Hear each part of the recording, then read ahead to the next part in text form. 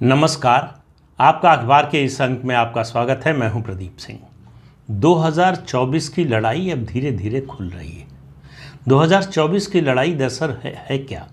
आपको लगेगा, हमको भी लगता है, बहुत से लोगों को लगता है, पूरे देश को लगता है, दुनिया में बहुत सारे लोगों को लगता है, सबकी नज़र भारत पर है। ये मत समझिए कि भारत का चुनाव है तो केवल भारत के लोगों की नज़र है। भारत पर सबकी नज़र है, भारत के लोकसभा चुनाव पर नज़र है, प्रधानमंत्री नरेंद्र मोदी पर नज़र है, उनकी पार्टी पर नज़र है। अब आप देखिए कि लड़ाई किसके किसके बीच है। आप कहेंगे बड़ी सीधी सी बात है, बीजेपी और कांग्रेस के बीच में है, या ज़्यादा से ज़्यादा कह लें कि बीजेपी और विपक्षी दलों के संभावित गठबंधन के बीच में है। लड़ाई इतनी सिंपल नहीं है, इतनी साधारण नहीं है, इतनी सामान्य नहीं है। ये लड़ाई आज तक 1952 से जितने चुनाव हुए हैं उनमें मेरा मानना है कि सबसे कठिन लड़ाई है और सबसे अलग तरह की लड़ाई है। कठिन और आसान तो अलग बात है, हर चुनाव, कोई चुनाव जो है आसान नहीं होता है। लड़ाई कठिन मैं जब कह रहा हूँ तो ये किसी पार्टी के लिए नहीं, मैं ये नहीं कह रहा हूँ बीजेपी के लिए कठिन है या कांग्रेस के लिए कठिन है या विपक्षी गठबंधन के लिए कठिन है। उस कठिनाई से मेरा कोई मतलब नहीं है। किस पार्टी के लिए कठिन है लड़ाई, किसके लिए आसान है, वो मेरे लिए गौड़ है, वो मुख्य मुद्दा नहीं है। पहले बात कर लें कि लड़ाई किस में है। लड़ाई ये राजनीतिक उस मायने में नहीं है कि दो पार्टियों के बीच में या दो गठबंधनों के बीच में है। ये लड़ाई उससे कहीं ज़्यादा गंभीर है। ये लड़ाई है उपनिवेशवाद की विरोधी ताकतों और उपनिवेशवाद को पालने पोसने वाली ताकतों के बीच में, यानी एंटी कॉलोनियलिज्म और पोस्ट कॉलोनियल जो ताकतें हैं उनके बीच में है। कांग्रेस पार्टी पोस्ट कॉलोनियल ताकत को रिप्रेजेंट करती है, उसका प्रतिनिधित्व करती है, और भारतीय जनता पार्टी और प्रधानमंत्री नरेंद्र मोदी उपनिवेशवाद विरोधी ताकतों का प्रतिनिधित्व करते हैं। ये लड़ाई उसकी है। ये पहली बार हो रही है 75 साल में। इस तरह की लड़ाई चुनाव में, लोकसभा चुनाव में इससे पहले कभी हुई नहीं, क्योंकि इस तरह का मुद्दा नहीं बना, क्योंकि इस तरह का नैरेटिव नहीं बना, क्योंकि दुनिया भर की नज़र है। तो इसका मतलब दुनिया भर की नज़र केवल नतीजे पर नहीं है, दुनिया भर की नज़र इस ताकत पर है। दुनिया में ऐसी ताकतों की भरमार है, मैं भरमार शब्द का इस्तेमाल कर रहा हूँ। ऐसी ताकतों की भरमार है जो चाहती हैं कि ये लड़ाई प्रधानमंत्री नरेंद्र मोदी भाजपा हार जाए, भाजपा चुनाव जीत जाए हार जाए, इससे मुझे कोई लेना देना नहीं है। न मुझे उससे खुशी होगी, न नाराज़गी होगी, न दुख होगा, न प्रसन्नता होगी। लेकिन अगर ये उपनिवेशवाद के विरोध की लड़ाई हार जाती है ताकतें जो इसका विरोध कर रही हैं, तो ये पूरे देश के लिए बड़े दुख का विषय होगा। ये देश के लिए सबसे बुरा दिन होगा, काला दिवस जिसको कह सकते हैं वो होगा अगर ये ताकतें हार जाएंगी, जिसकी कोई मुझे कम से कम ऐसी कोई आशंका नज़र नहीं आती कि ये ताकतें हार जाएंगी। तो जो उपनिवेशवाद का विरोध करने वाली ताकतें हैं, यानी मोदी और बीजेपी की जब मैं बात कर रहा हूँ, तो वो रिप्रेजेंट करती हैं, तो उनको पहचाने कैसे है, क्या ऐसा किया है उन्होंने। सबसे पहले याद कीजिए अनुच्छेद 370 का हटना, और उससे बड़ा, सबसे बड़ा जो मामला है, सबसे बड़ा जो मुद्दा है, सबसे बड़ी जो पहचान है, सबसे बड़ा जो इसका प्रतीक है, वो अयोध्या में राम जन्मस्थान पर भव्य राम मंदिर का बनना। ये सांस्कृतिक पुनर्जागरण और पुनर्स्थापना, सनातन धर्म की पुनर्स्थापना का सबसे बड़ा प्रतीक है। इसका अंदाज़ा हम लोगों में से बहुत लोगों को अभी शायद नहीं हो रहा होगा।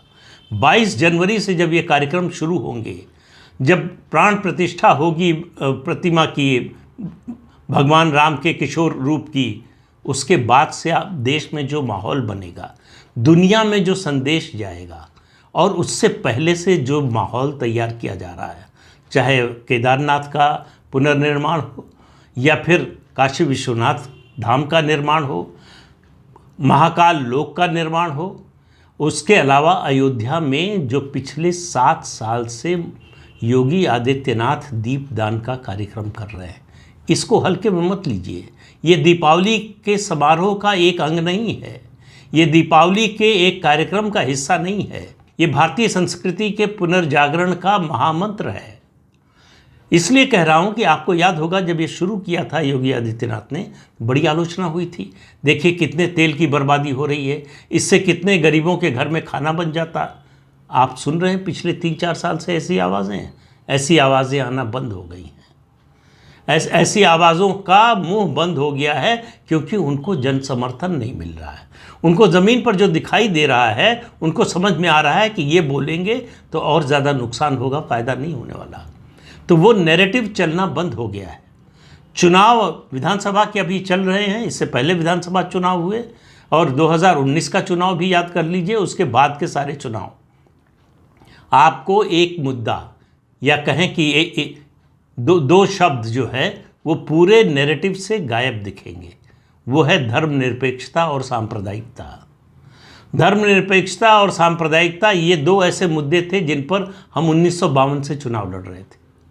सबसे प्रमुख मुद्दा होता था चुनाव में, और चुनाव आते ही ये मुद्दा जो है वो कांग्रेस पार्टी और उसकी सहायक पार्टियों के मुंह पर ये सबसे ज़्यादा, उनके मुंह से सबसे ज़्यादा सुनाई देता था। आज उन्हीं ताकतों ने उन शब्दों का उच्चारण तक करना बंद कर दिया है, उन शब्दों का नाम भी लेना बंद कर दिया है।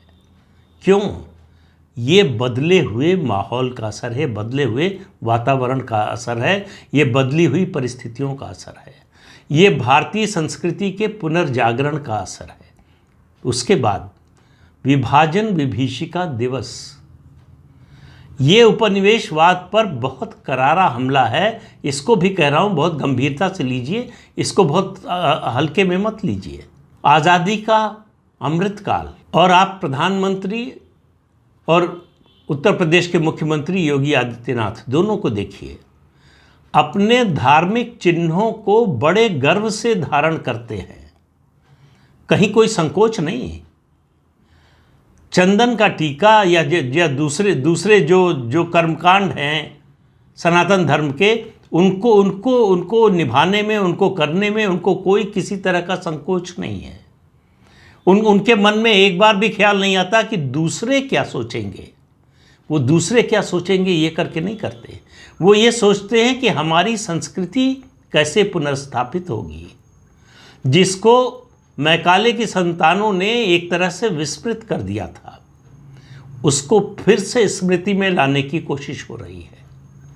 और फिर से स्मृति में लाने की कोशिश हो रही है, उसी कोशिश ने इस पूरे वातावरण को बदला है।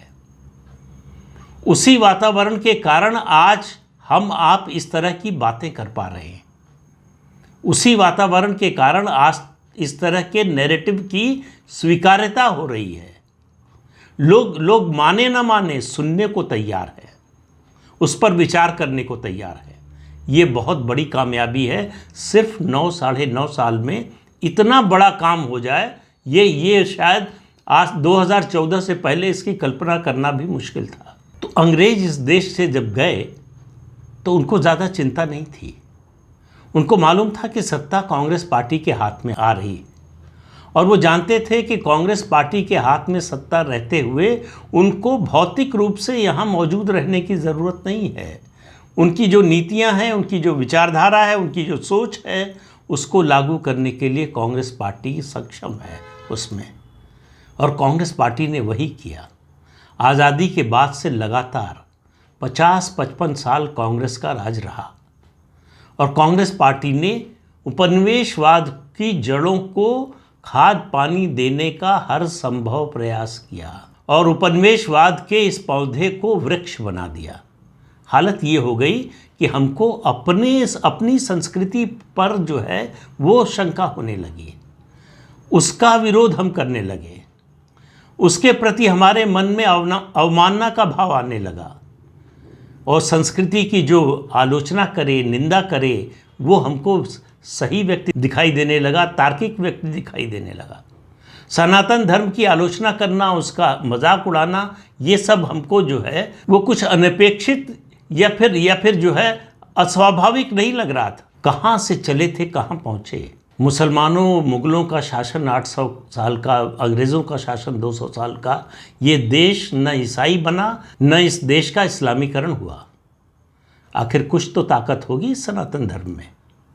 दुनिया का अकेला देश है जहां सनातन धर्म है। 56 देश है, 57 देश जो इस्लामी राज्य हैं, इसके बावजूद, और उससे ज़्यादा देश हैं जहां ईसाई धर्म को मानने वाले हैं।